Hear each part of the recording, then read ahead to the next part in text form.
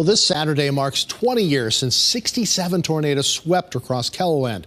On June 24, 2003, the small town of Manchester, it was flattened. Now I take a look back to see the impact the tornado had on that small community. This is the EF4 tornado that hit the small town in Kingsbury County. It produced winds between 165 and 200 miles an hour. Manchester was a tiny town, only about 10 buildings, and they were all flattened. A tornado outbreak is making for a menacing evening in KELOLAND tonight, and it's wiped out Manchester, South Dakota. On the night of June 24, 2003, crews from surrounding communities rushed to help out. The ambulance took some people to the hospital, but luckily no one was seriously hurt. The tornado tore through the area. Even the sign telling you were in Manchester was ripped from its post.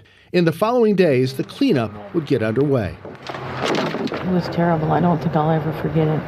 But I thank God that we're alive. Can we have you move your truck? We were pretty much getting, the baby's room all ready and cribs set up and that kind of thing. So, yeah, so it's kind of a stressful time for us. Once a thriving railroad town, the 3 or 4 families who lived in Manchester in 2003 would not rebuild.